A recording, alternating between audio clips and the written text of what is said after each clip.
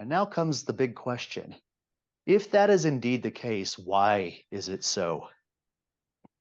Why should it be that way? Why can't we just be born, outside the matrix? You know, the movie The Matrix with the trickly green things and, Yeah. someone pops into existence, in a phone booth or whatever. Hello, right? Kind of thing. Yeah. Why can't we be born like that and see reality for what it is? That it is holographic. It's a code. It's the code of some consciousness in the universe that we perceive. Yeah. We perceive like it's real.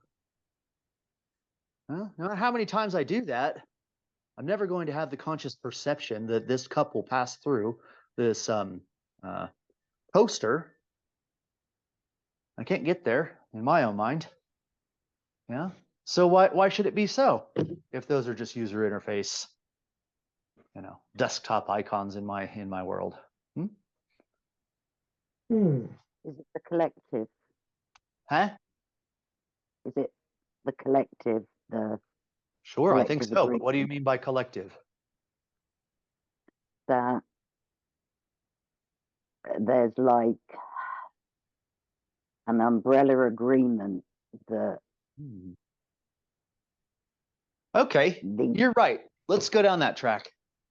I think it is because consciousness is fundamental, right?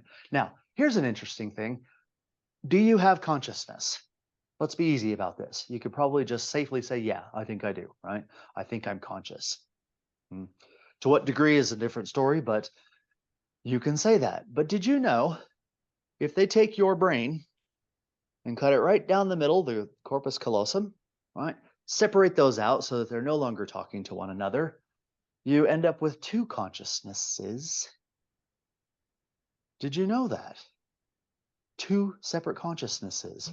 Yeah, one over here and one over there that aren't aware of each other. It's sort of like a horse. Any of you have experience riding horses? Okay. Well, let me tell you something about horses, right? If you're riding along and it gets spooked, there's a llama or something like that, right? It gets spooked and almost bucks you off.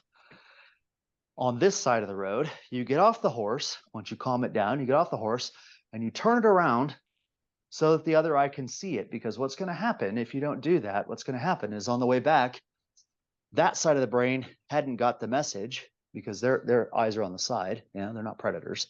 Their eyes are on the side. This side of the brain didn't get the message that there's something spooky there, and so it'll get spooked all over again. Yeah, buck you off. So you got to teach both halves of the brain. Now, ours is sort of like this, where they talk back and forth all the time. And so we don't have that problem, right? If I see something spooky over here, I don't have to turn my body and make sure that this side sees it. This side goes, hey, there's something spooky over there. You see. But if you sever that connection, you then have two consciousnesses, each thinking different things. They've done experiments like this. It's crazy.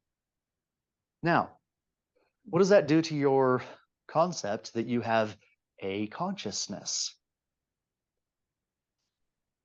You don't, except for when they're connected. All right, now let me share something else in this line. So it's getting too heavy. Is that all right? No, no, that's fine. It's fine. Okay. So, what if I told you that part of the idea behind a personal development journey is like the left and right halves of the hemispheres of the brain, to be able to take your consciousness and connect it to a consciousness that's higher. And so you become aware of things on that level. Just like the left and right halves of your brain, when severed, don't know about each other, but when connected, feel one. What if I told you that's very similar to what the path is for personal development? That you join consciousness. It's not so much of like, wow, now I have an astral body and, I belong to the realm of all planets. It's that you join your consciousness to that consciousness and you perceive things a little differently, right? Instead of clicking on documents and thinking that's reality, you now see the ones and zeros behind it, which might allude to something for you, might allude to This idea that, you know, this is signals of some kind. If you follow the analogy, right? Yeah, you begin to see the inner workings a little bit better. And then if you reach the level of development, I suppose, where your planetary consciousness is joined with the consciousness of all planets, and then those as a unit join with the consciousness of the sun, you begin to see the electrons underneath the whole thing. And you get a more clear picture of what that document is. Do you see the analogy? I'm not saying it. I'm not saying it's ones and zeros at sun level. I'm using the desktop computer analogy to understanding the underworkings of the system.